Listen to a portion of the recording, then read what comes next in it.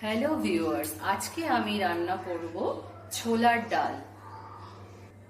ছোলার ডাল রান্না করার জন্য আমি প্রেসার কুকার নিয়ে নিয়েছি, এই যে ডাল নিয়ে নিয়েছি। এই যে ডাল আমি ভিজিয়ে রেখেছি। ডালটা ভিজিয়ে রাখলে একটা সিটিতেই হয়ে যায়, আর ডালটা ভিজিয়ে না রাখলে 2 থেকে 3টে সিটি লাগে। আমি ডালটা 2 ঘন্টা আগে ভিজিয়ে রেখেছি। আমি ছোলার ডালে একটু আলু দেবো, এই জন্য আমি এতে একটু আলু দিয়ে নিলাম। আর দেব 1 চামচ মতো লবণ। লবণ দেওয়ার পরে আমি এতে পরিমাণ মতো জল দিয়ে দিলাম।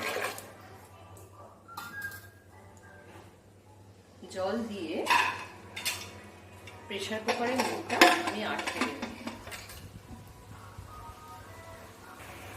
দেখুন, তেল আমার গরম হয়ে গেছে। এরপর তেজপাতা, শুকনো লঙ্কা, জিরে দিয়ে দিলাম। এরপর এতে দেব আদা বাটা।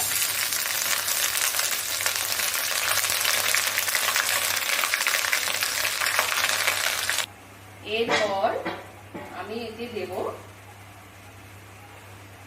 হলুদ, আর দেব একটু লবণ,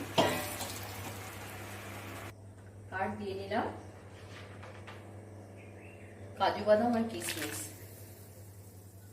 এরপর সিদ্ধ করা ডাল আর আলু আমি এর সাথে মিশিয়ে দেব।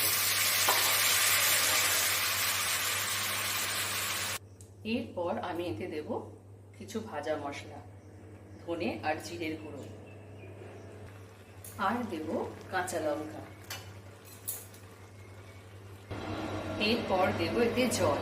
দেখুন, আমি ডাল সিদ্ধ করে যে জলটা রেখেছিলাম সেই জলটাই এর সঙ্গে দিয়ে দেব মিশিয়ে। যেহেতু আমি ডাল সিদ্ধর সময় লবণ দিয়েছিলাম, এখন আমি লবণটা পরিমাণে কম দেব। আমি লবণ দিয়ে নিলাম। এরপর আমি এতে সামান্য চিনি দিয়ে নেব।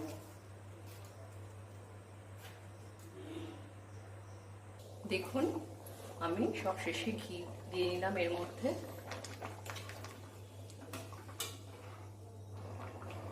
আর সব শেষে গরম মশলা ছড়িয়ে দেব।